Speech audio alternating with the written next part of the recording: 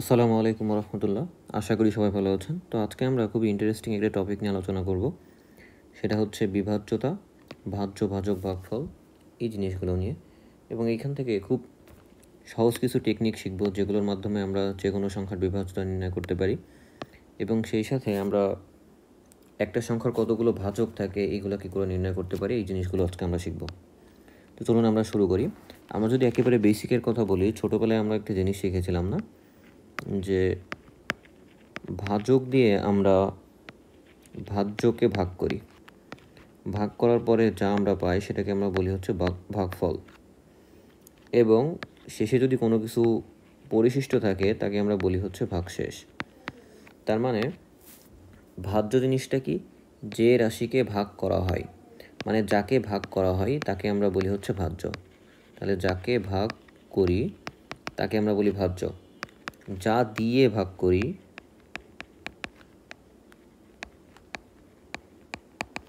সেটা হচ্ছে ভাজক। আর ভাগ করার পরে যে ফল পাওয়া যায় সেটা হচ্ছে ভাগফল। এবং পরে যদি কোনো কিছু পরিশিষ্ট থাকে বা অবশিষ্ট থাকে সেটাকে আমরা বলি হচ্ছে ভাগশেষ। ঠিক আছে? এখন একটা জিনিস আমরা খেয়াল করলাম এখানে, যে যেমন আমরা যদি একটা উদাহরণ দিই, যে আমরা 19কে ভাগ করব কত দিয়ে? আমরা মনে করুন 6 দিয়ে ভাগ করলাম। তাহলে 19 কয়বার যায়? আমরা জানি 3বার যাই। তাহলে 18 হয়, 318, হাতে থাকে 1, তাহলে 1 থাকলো। এখানে খেয়াল করুন, এই 19টা হচ্ছে আমাদের ভাজ্য, ভাজককে ভাজক হচ্ছে আমাদের 6, আমাদের ভাগফলকে 3, আর ভাগশেষ হচ্ছে 1।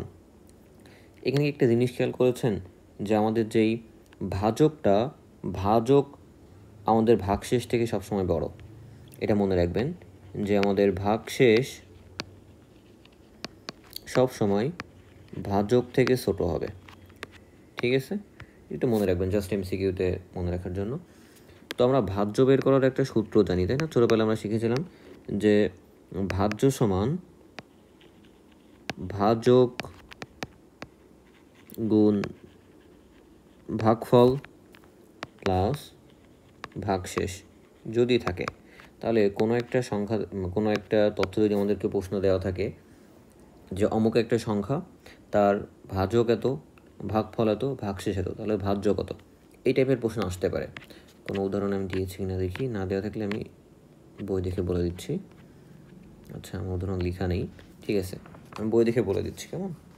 যেমন একটা প্রশ্ন মনে করুন আপনাকে করা হলো, এটা বিসিএসে আসেনি কিন্তু অন্য একটা পরীক্ষাতে এসেছে, যে একটা সংখ্যার ভাজক দেওয়া আছে হচ্ছে 10, ভাগফল দেওয়া হচ্ছে 10, ভাগশেষ দেওয়া আছে 1। প্রশ্ন করা হয়েছে এই সংখ্যাটির ভাজ্য কত। ঠিক আছে, আমরা কী করে বের করব? আমরা ভাজক গুণ ভাগফল প্লাস ভাগশেষ করি, তাহলে 10 10 100 প্লাস 1 কত হয়? 101। এভাবে এমসিকিউটা আসতে পারে। ঠিক আছে? তাহলে এই এক টাইপের এমসিকিউ যেটা এখান থেকে আসতে পারে এই সূত্রটা থেকে। তাহলে এই সূত্রটা আমাদেরকে একটু মনে রাখতে হবে। গেল? এবার দ্বিতীয় টাইপের যে অঙ্কটা আসে এইখান থেকে, সেটা হচ্ছে আমাদের ভাজক সংখ্যা নির্ণয়। তাহলে ভাজ্য নির্ণয় করা আমরা শিখলাম, এবার হচ্ছে ভাজক সংখ্যা নির্ণয়। ভাজক সংখ্যা জিনিসটা কি? এটা অনেক আসে বিসিএসে, ভাজক সংখ্যা। এখন আমাদের কথা হচ্ছে যে ভাজক সংখ্যা জিনিসটা কি আসলে? ভাজক সংখ্যা হচ্ছে কোনো একটা সংখ্যাকে মোট যে কয়টি সংখ্যা দ্বারা ভাগ করা যায়। তাহলে প্রদত্ত সংখ্যাকে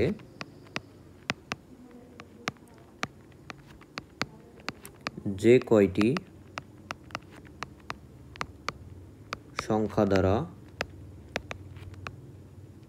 ভাগ করা যায় তাকে আমরা বলি হচ্ছে ভাজক সংখ্যা। তাহলে কোনো একটা সংখ্যা দেওয়া থাকবে, সেটাকে আমরা যে কয়টি সংখ্যা দিয়ে ভাগ করতে পারবো সেটাকে আমরা বলবো হচ্ছে ভাজক সংখ্যা। ফর এক্সাম্পল, আপনাকে যদি বলা হয় 36-এর ভাজক সংখ্যা কত, এর মানে এই 36কে কতগুলো সংখ্যা দিয়ে আমরা ভাগ করতে পারবো তার এই সংখ্যা হচ্ছে আমাদের ভাজক সংখ্যা। এখন কী করে বের করব? এটা বের করার টেকনিক হচ্ছে, আমরা লসাগু গসাগু যখন করেছিলাম এইভাবে আমরা একটা চিহ্ন দিয়েছিলাম, দিয়ে ভাগ করতে করতে চলে গিয়েছিলাম, তাই না? যখন এখানে 2বার যাই, 2 দিয়ে ভাগ করলে কত হয়? 18। আবারও 2বার যাই, 2 দিয়ে ভাগ করলে কত হয়? 9। 3 দিয়ে যাই, কত হয়? 3। এখন খেয়াল করে দেখুন, আমরা 36কে যদি এইভাবে তো লিখতে পারি, 2 গুণ 2 গুণ 3 গুণ 3, 2 দুগুণে 4, 3 4 12, 3 12 36, এভাবে আমরা লিখতে পারি। এখন এখান থেকে ভাজক সংখ্যা নির্ণয় করার সূত্র হচ্ছে এক জাতীয় সংখ্যাগুলোকে সবসময় পাওয়ার আকারে আমরা লিখে দেব। তাহলে এক জাতীয় সংখ্যা কি আছে, 2 আছে, 2-এর উপরে কয় পাওয়ার লেখা যায়, 1 + 1 মানে 2 গুণ 3-এর পাওয়ার কত আছে, 2টা আছে মানে 2। এইভাবে লেখার পরে আমরা কি করব, প্রত্যেক পাওয়ারের সাথে 1 যোগ করে আমরা হচ্ছে গুণ করে দেব। তাহলে 36-এর ভাজক সংখ্যা কত হবে, 36-এর ভাজক সংখ্যা পাওয়ার কত আছে, একটা আছে 2, তার সাথে 1 যোগ করব গুণ তৃতীয়টার পাওয়ার কত আছে 2, তার সাথে 1 যোগ করব। তাহলে প্রত্যেকটা পাওয়ারের সাথে আমরা 1 যোগ করে গুণ করে দেব। তাহলে এখানে কত হচ্ছে 3, এখানে কত হচ্ছে 3, 3 তিরিকে কত হচ্ছে 9। তাহলে 36-এর ভাজক সংখ্যা হচ্ছে 9টি। বোঝা গেছে? এভাবে আমরা বের করব। আমি আরেকবার রিপিট করে দিই, যে কোনো একটা সংখ্যা যদি ভাজক সংখ্যা আমাদেরকে বের করতে বলে, তাহলে সেই সংখ্যাটাকে আমরা হচ্ছে বারবার ভাগ করতে থাকবো যতক্ষণ না আমরা লাস্টে কোনো একটা অবিভাজ্য একটা ভাগশেষ পাচ্ছি। এটা পাওয়ার পরে আমরা হচ্ছে এটাকে এক জাতীয় যেই মানে বিভাজকগুলো আমরা পাচ্ছি সেগুলোকে আমরা কি লিখব, সেগুলো একসাথে লিখব, লিখে পাওয়ার আকারে প্রকাশ করব। এখন যে পাওয়ারটা পেলাম প্রত্যেক পাওয়ারের সাথে 1 যোগ করে গুণ করতে থাকবো। তাহলে এখানে যেমন 36-এর ক্ষেত্রে আমরা 2-এর পাওয়ার পাইছিলাম 2, 3-এর পাওয়ার পাইছিলাম 2, এখন 2 + 1 2 + 1 যদি আমরা গুণ করে দিই 9 হয়। এই 9 হচ্ছে 36-এর ভাজক সংখ্যা। বোঝা গেল?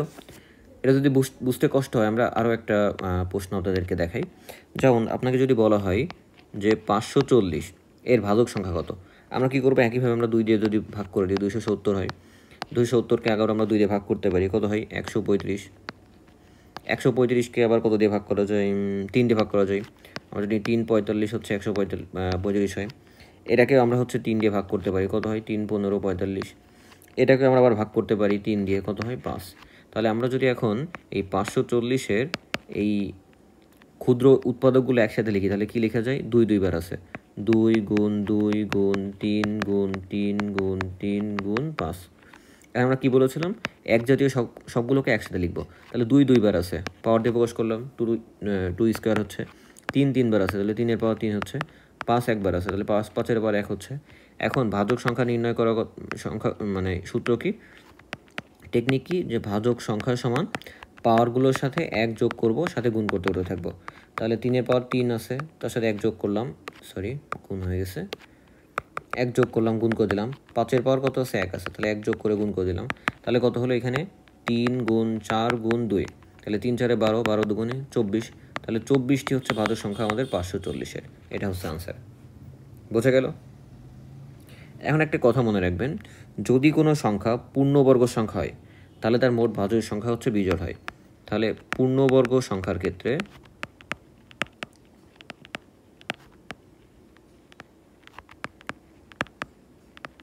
ভাজক সংখ্যা হচ্ছে বিজোড়, ঠিক আছে? আর যদি পূর্ণবর্গ না হয় তাহলে কি হবে, পূর্ণবর্গ না হলে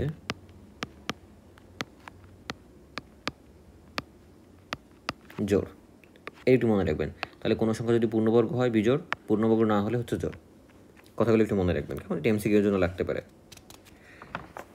এখন আসি আমরা কয়েকটা প্রশ্ন দেখি। যেমন 29তম বিসিএসে একটা প্রশ্ন এসেছে যে 72-এর ভাজক সংখ্যা কয়টি।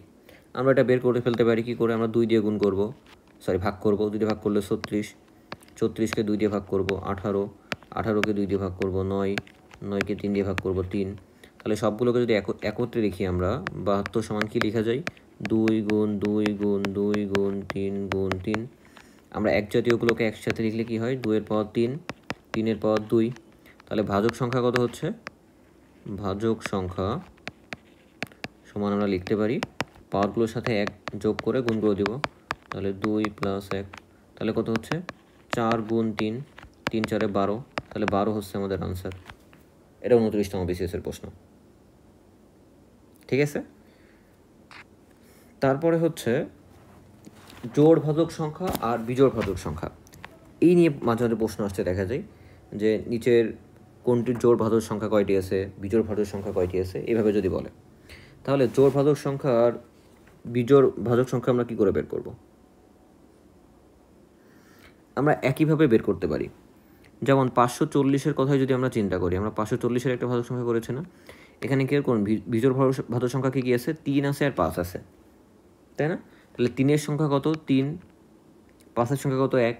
তাহলে এখান থেকে শুধু যদি বিজোড় সংখ্যাগুলো নিয়ে আমরা ভাজক সংখ্যা বের করি তাহলে বিজোড় ভাজক সংখ্যা কত হচ্ছে?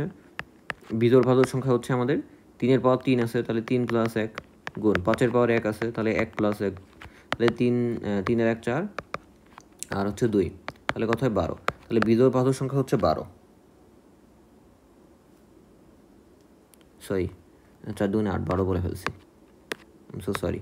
ঠিক আছে, তাহলে 8 হচ্ছে এর বিজোড় ভাজক সংখ্যা। ঠিক আছে, বিজোড় ভাজক সংখ্যা তার মানে কি, আমরা যেই বিজোড় উৎপাদকগুলো পাবো, এই বিজোড় উৎপাদকগুলোর আমরা যে পাওয়ার আছে এই পাওয়ারগুলো যোগ করে গুণ করে দিব, তাহলে যা পাবে সেটা হচ্ছে বিজোড় ভাজক সংখ্যা।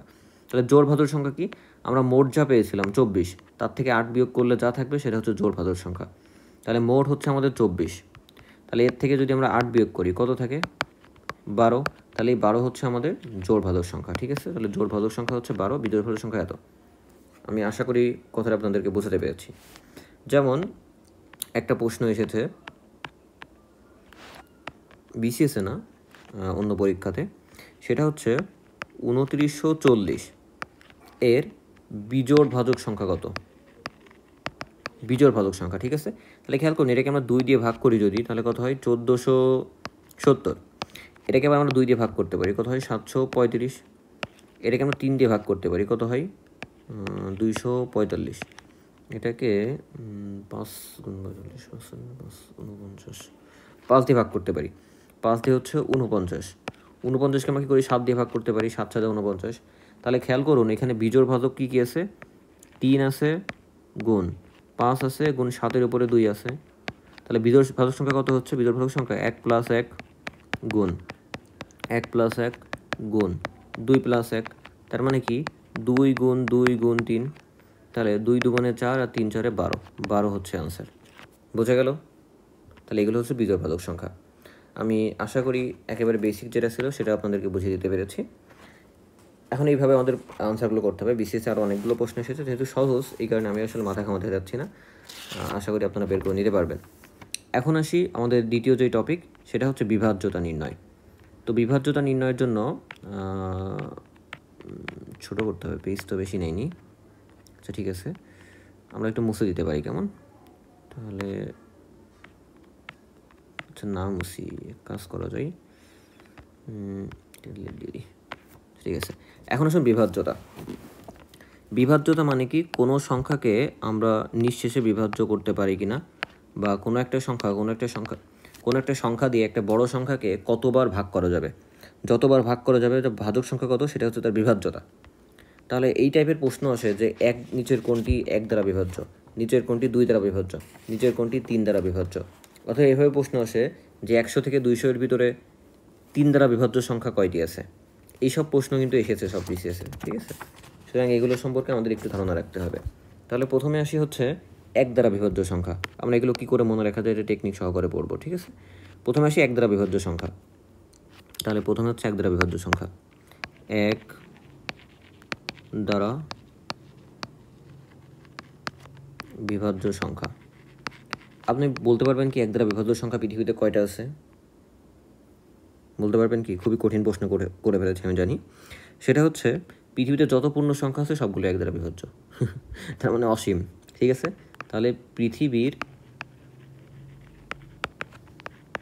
সকল পূর্ণ সংখ্যা, পৃথিবীর সকল পূর্ণ সংখ্যা হচ্ছে 1 দ্বারা বিভাজ্য। জাস্ট এটা মনে রাখবেন, শেষ। 2 নম্বর, 2 দ্বারা বিভাজ্য সংখ্যা।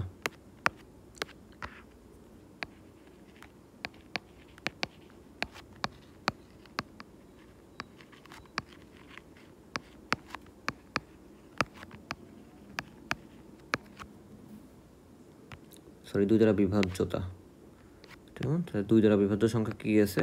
2 দ্বারা বিভাজ্য সংখ্যা পৃথিবীর সকল জোড় সংখ্যা, সকল জোড় সংখ্যায় হচ্ছে 2 দ্বারা বিভাজ্য। তাহলে 1 দ্বারা বিভাজ্য কি? সকল পূর্ণ সংখ্যা। 2 দ্বারা বিভাজ্য হচ্ছে সকল জোড় সংখ্যা। এখন আসুন 3 দ্বারা বিভাজ্যতা।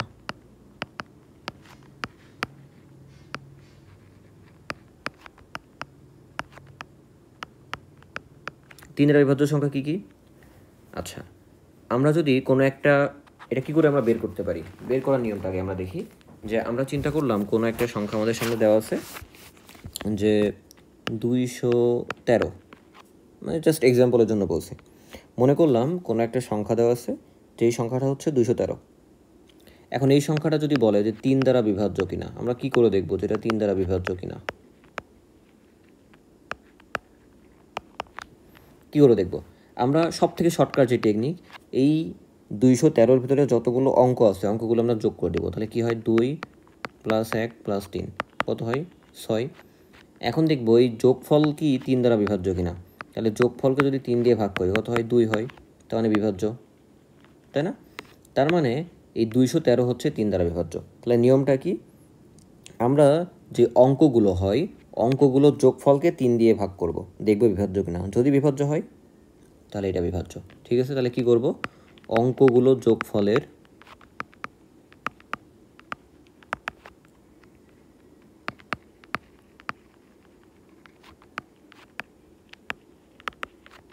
তিন দ্বারা যদি বিভাজ্য হয়, তাহলে অঙ্কগুলো যোগফল যদি 3 দ্বারা বিভাজ্য হয় তাহলে সংখ্যাটি হচ্ছে 3 দ্বারা বিভাজ্য। বোঝা গেল? এখন আসি 4 দ্বারা বিভাজ্য সংখ্যা। 4 দ্বারা বিভাজ্য সংখ্যা কোনগুলো? এটার জন্য আমরা একটা ট্রিক ব্যবহার করব। কি ট্রিক? তাহলে 4 দ্বারা বিভাজ্য কি ট্রিক ব্যবহার করবো আমরা? সেটা একটু বারবার লেখা ঝামেলা। আল্লাহ, কি হলো? এবার আসুন 4 দ্বারা বিভাজ্য। 4 দ্বারা বিভাজ্যের ক্ষেত্রে কি করব? কোনো একটা সংখ্যা, ফর এক্সাম্পল খুব বড় একটা সংখ্যা আপনাদেরকে আমি দিলাম 8 1 2 4 1 4। দেখুন খুব বড় একটা সংখ্যা। এখন আপনাকে যদি বলে এই সংখ্যাটি 4 দ্বারা বিভাজ্য কিনা, আপনি কি করে আনসার করবেন? এরকম বড় কোনো সংখ্যা যদি আপনার সামনে দেয়, আপনি কি করবেন? শেষ দুইটা অঙ্ক নেবেন। ঠিক আছে, শেষ দুইটা অঙ্ক নিয়ে কি সংখ্যা হচ্ছে? 14 হচ্ছে। আপনি দেখবেন এই 14 4 দিয়ে বিভাজ্য কিনা। 14 যদি 4 দিয়ে বিভাজ্য হয় তাহলে সংখ্যাটা 4 দিয়ে বিভাজ্য। তাহলে কি করব? শেষ দুই অঙ্ক, এটা কিন্তু টেকনিক, কেমন? শেষ দুই অঙ্ক 4 দ্বারা বিভাজ্য হলে, শেষ দুই অঙ্ক যদি 4 দ্বারা বিভাজ্য হয় তাহলে সেটা হচ্ছে 4 দ্বারা বিভাজ্য। ঠিক আছে, এখন যদি আপনাকে প্রশ্ন করা হয় যে 100 4 দ্বারা বিভাজ্য কিনা, এখানে শেষ দুইটা অঙ্ক কি? 0 0। 0কে 4 দ্বারা ভাগ করবেন কি করে? এটা সম্ভব না। তাহলে মনে রাখবেন, যদি কোনো সংখ্যা শেষে শূন্য থাকে তাহলে সংখ্যার শেষে শূন্য থাকলেও সেটা 4 দ্বারা বিভাজ্য হবে। ঠিক আছে, এটা একটু মনে রাখবেন, 4 দ্বারা বিভাজ্য। তাহলে সংখ্যার শেষে শূন্য থাকলে সেটাও 4 দ্বারা বিভাজ্য। ঠিক আছে, এখন আরেকটা আপনাদেরকে দেখাই যে 3 1 5 2 4, এই সংখ্যাটা কি 4 দ্বারা বিভাজ্য কিনা। আমি কি বললাম? টেকনিক কি? আমরা লাস্ট দুইটা সংখ্যা নিব, লাস্টের অঙ্ক নিব, নিয়ে যে সংখ্যা হবে সেটা 4 দ্বারা বিভাজ্য কিনা। এখানে লাস্ট দুইটা অঙ্ক নিলে সংখ্যাটা হয় 24। 24 কি 4 দ্বারা বিভাজ্য? উত্তর হচ্ছে 4 6 24। তার মানে কি এই সংখ্যাটাও 4 দ্বারা বিভাজ্য। আমি আশা করি বোঝাতে পেরেছি আপনাদেরকে। এখন আসি 5 দ্বারা বিভাজ্যতা। কোনো সংখ্যা 5 দ্বারা বিভাজ্য কিনা আমরা কি করে বের করব? কি করে বের করা যায় যে কোনো একটা সংখ্যা 5 দ্বারা বিভাজ্য কিনা? তাহলে 5 দ্বারা বিভাজ্য কিনা সেটা বের করার জন্য আমরা একটা উদাহরণ আপনাকে দিচ্ছি। যেমন 215, আরেকটা মনে করেন আমি দিলাম হচ্ছে 710, আরেকটা মনে করেন আমি দিলাম হচ্ছে 573। এই সংখ্যাগুলো 5 দ্বারা বিভাজ্য কিনা এটা বের করা যাবে, ভাগ করে করে বের করা যাবে। 5 দিয়ে ভাগ করলে যদি ক্যালকুলেটর থাকে আরও ইজি। কিন্তু কথা হচ্ছে আমাদের বোর্ডে মানে পরীক্ষার সময় তো ক্যালকুলেটর নাও থাকতে পারে। সেক্ষেত্রে আমরা কী করব? খেয়াল করবেন যে কোনো একটা সংখ্যা যদি 5 দ্বারা বিভাজ্য কিনা বের করতে বলে, তাহলে শেষ অঙ্কের দিকে খেয়াল করবেন। শেষ অঙ্ক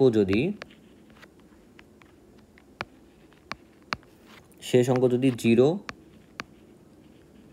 অথবা 5 হয় তাহলে সংখ্যাটি 5 দ্বারা বিভাজ্য হবে। ঠিক আছে, তাহলে শেষ অঙ্ক যদি 0 হয় অথবা শেষ অঙ্ক যদি 5 হয় তাহলে এটা 5 দ্বারা বিভাজ্য।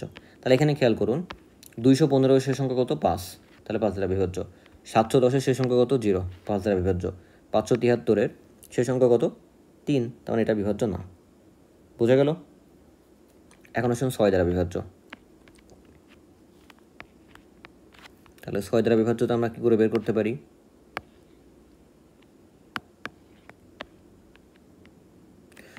কোনো একটা সংখ্যা 6 দ্বারা বিভাজ্য কিনা কী করে বুঝবেন? আচ্ছা, আমরা কি জানি 3 দুগুণে 6, তাই তো? তার মানে কোনো সংখ্যা যদি 2 দ্বারা এবং 3 দ্বারা বিভাজ্য হয় তাহলে সেটা 6 দ্বারা বিভাজ্য হবে। বুঝতে পেরেছি? কারণ কি 3 দুগুণে 6, তার মানে কি 6-এর মানটা আসলে এই 3-এর উপরে নির্ভর করছে। সুতরাং আমরা জাস্ট যদি দেখি যে সেটা 3 আর 6 দ্বারা বিভাজ্য কিনা, তাহলে আমরা বলতে পারবো হ্যাঁ এটা 6 দ্বারা বিভাজ্য। তাহলে ইজি। এখন কোনো একটা সংখ্যা 7 দ্বারা বিভাজ্য কিনা কী করে বের করবেন? এটাও বের করা যায়।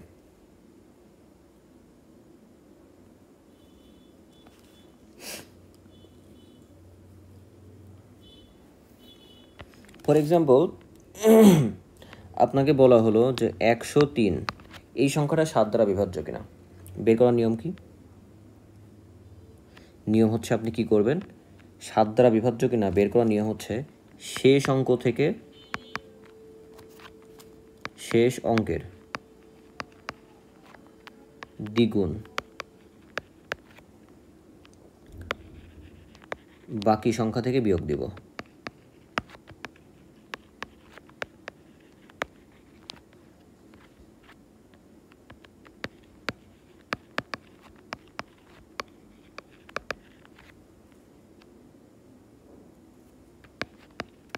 বিয়োগফল যদি 7 দ্বারা বিভাজ্য হয়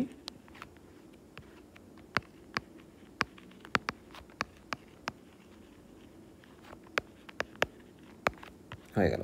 তাহলে আমরা কি করব, আমরা জাস্ট যেই সংখ্যাটা দেওয়া থাকবে তার শেষ যেই সংখ্যা আছে সেটা দ্বিগুণ করে দিব।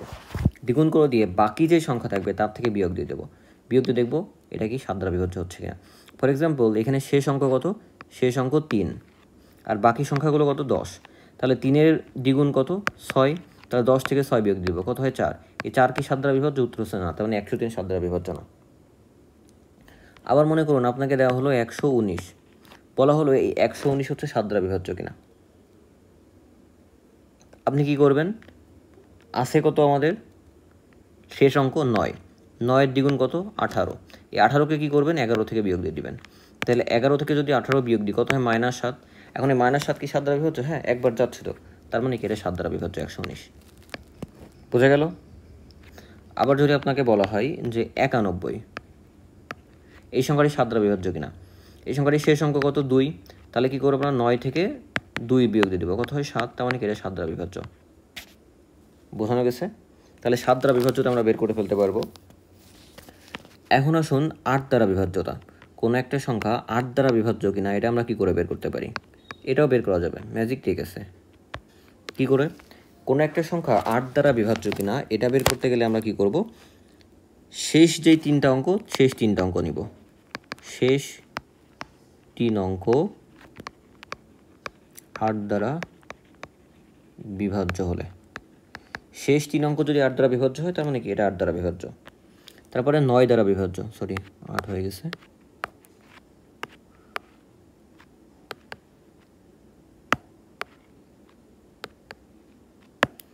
9 দ্বারা বিভাজ্যতা। 9 দ্বারা বিভাজ্যতা কি করব,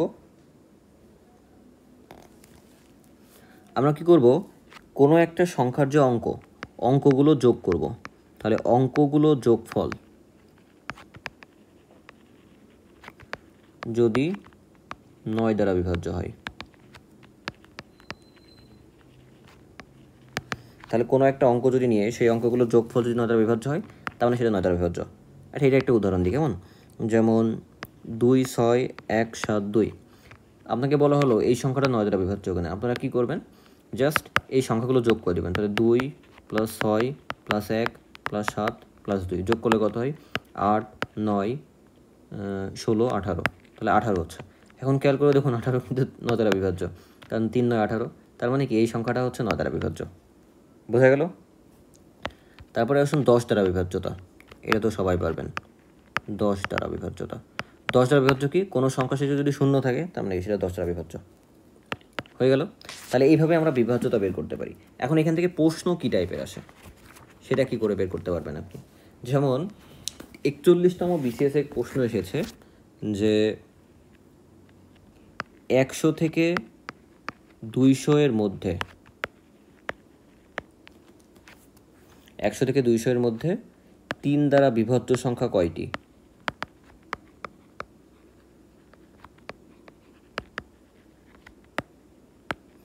এটা আমাদের 41তম বিসিএসের একটা প্রশ্ন, যে 100 থেকে 200 এর মধ্যে 3 দ্বারা বিভাজ্য সংখ্যা কয়টি। আচ্ছা, এটা একটু ভালো করেই করি আমরা, কঠিন মনে হচ্ছে না? চলেন আমরা চেষ্টা করে দেখি কতটা কঠিন। তাহলে 41তম বিসিএসে আমাদের প্রশ্ন এসেছে যে 100 থেকে 200 এর মধ্যে 3 দ্বারা বিভাজ্য সংখ্যা কয়টি। এখন আমরা যদি একটা জিনিস খেয়াল করেন,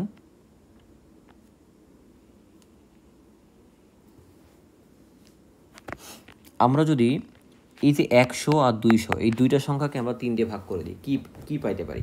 চলুন আগে ভাগ করে দেখি। ধরেন আমরা 100কে 3 দ্বারা ভাগ করে দিলাম, তাহলে কত হয়? 3 বার যাই, 3 থেকে 9, তাহলে কত থাকে? এখানে 1 থাকে, শূন্য নামাই দিলাম, কত যায়? 3 বার যায়, 3 থেকে 9, কত থাকে? 1 থাকে, তাহলে ভাগশেষ 1 থেকে যাচ্ছে। তাহলে কতবার গেল? 33 বার। তার মানে কি 100-র ভিতরে আমাদের 3টা যাবে হচ্ছে 33 বার, তাই তো? তাহলে 100 হচ্ছে 3 বার মানে 33 বার যায়, তার মানে কি 100-এর ভিতরে আমাদের যে সংখ্যা আছে সেটাতে 33টা। বোঝা গেল? এখন আসুন 200কে যদি আমরা 3 দিয়ে ভাগ করি কত লেখা যায়? প্রথমে হচ্ছে 6 বার যাই, কারণ কি 3 6 18 হয়, আমাদের 2 বাকি থাকে 0, আবার আমরা 6 বার দিতে পারি, 18 থাকে, ভাগশেষ কত থাকে? 2। তাহলে দেখুন 200কে যদি আমরা ভাগ করি, 200কে যদি আমরা 3 দিয়ে ভাগ করি 66 বার হয়, যদি ভাগশেষ 2 থাকে। তাহলে এখন আমরা কী করে বের করব? আমরা কি করব, যে যদি কোনো সংখ্যা থেকে আরেকটা সংখ্যার ভিতরে কতগুলো সংখ্যা এত দ্বারা বিভাজ্য আছে বের করতে বলে, তাহলে শর্টকাট নিয়ম কি? এই প্রথম সংখ্যারকে 3 দ্বারা ভাগ করবেন, দ্বিতীয় সংখ্যাকে 3 দ্বারা ভাগ করবেন, ভাগ করে যেই ভাগফলটা হবে সেই দুটো বিয়োগ করে দিবেন, যেটা বিয়োগফল সেটাই হচ্ছে আমাদের 3 দ্বারা বিভাজ্য সংখ্যা। তাহলে 100 থেকে 200 এর ভিতরে 3 দ্বারা বিভাজ্য সংখ্যা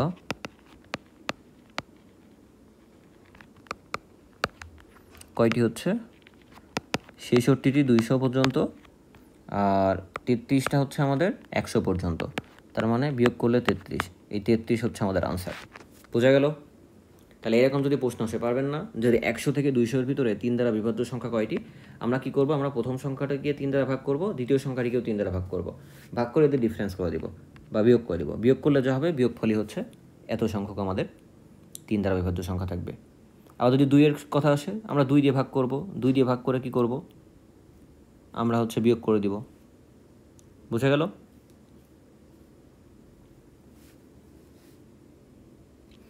এখন একটা জিনিস খেয়াল করুন, এইখানে সব ক্ষেত্রে হচ্ছে আমাদের ভাগশেষ থেকে যাচ্ছে।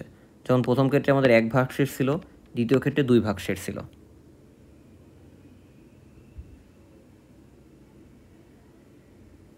ঠিক আছে? তাহলে ভাগশেষ যদি থাকে আমরা জাস্ট বিয়োগ করব। কিন্তু মনে করুন এটা নিঃশেষে বিভাজ্য হলো, তখন কি করব? তখন এখানেও 0 হয়ে গেল, এখানেও 0 হয়ে গেল। নিঃশেষে বিভাজ্য হয়ে গেলে এই বিয়োগফলের সাথে আবার 1 যোগ করতে হবে, কেমন? ওইটা আমরা উদাহরণ একটু দেখব, তারপরে বুঝতে পারবেন। তাহলে কোনো সংখ্যাকে আরেকটা সংখ্যা দিয়ে বিভাজ্যতা বের করতে গেলে আমরা কি করব? এর ভিতরে কতগুলো বিভাজ্য সংখ্যা আছে বের করতে পারে, আমরা 2টাকে ভাগ করে দেব, ভাগ করে দিলে হয়ে যাবে। যদি ভাগশেষ থাকে তাহলে আমরা বিয়োগ করে দেব, যদি ভাগশেষ না থাকে বা নিঃশেষে বিভাজ্য হয় সেক্ষেত্রে আমরা বিয়োগফলের সাথে 1 যোগ করব। এখন আরেকটা উদাহরণ দেখি, আরও কয়েকটা উদাহরণ আমরা দেখব, তাহলে ক্লিয়ার হবে। ফর এক্সাম্পল আপনাকে যদি বলা হয় 50 থেকে 100 এর মধ্যে 2 দ্বারা বিভাজ্য সংখ্যা কয়টি?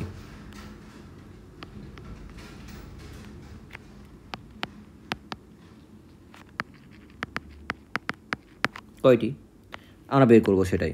আমরা প্রথমে 50কে ভাগ করব 2 দিয়ে, 2 দিয়ে ভাগ করলে কথা আমরা জানি 25 হয়, একবারে করে দিতে পারবো, তাহলে 50 শূন্য হচ্ছে, তার মানে কি 25। আবার যদি আমরা 100কে ভাগ করি, 100কে 2 দিয়ে ভাগ করলে কত হয়? 50, তাহলে কত হচ্ছে? 100, শূন্য হচ্ছে, তাহলে এখানে আসলো 50।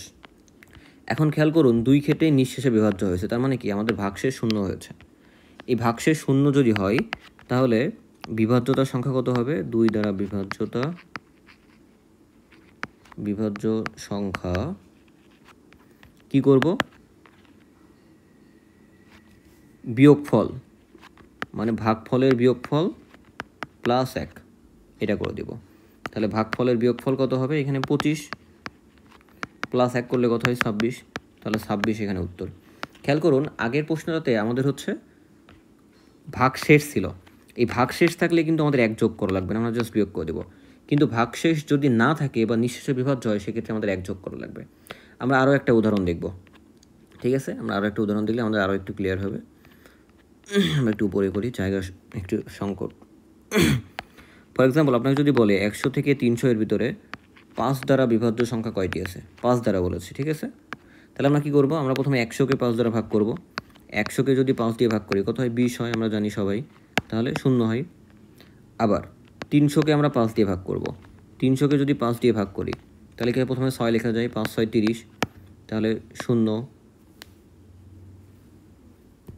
তাই না? তাহলে 60 হয়, তাই তো?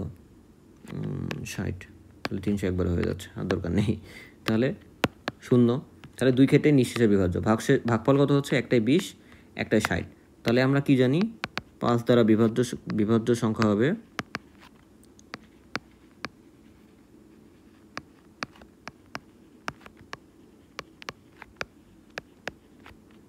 কত হবে? 50 - 25, সরি 20, 50 - 20।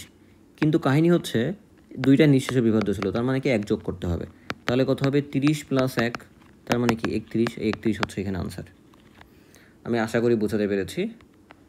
আপনাদের একটা কাজ দিই, 200 থেকে 500 এর ভিতরে 7 দ্বারা বিভাজ্য সংখ্যা বের করুন, কয়টা আছে? তাহলে আজকের মতো এই পর্যন্তই। পরবর্তী ভিডিওতে আমরা দশমিক নিয়ে জানবো ইনশাআল্লাহ।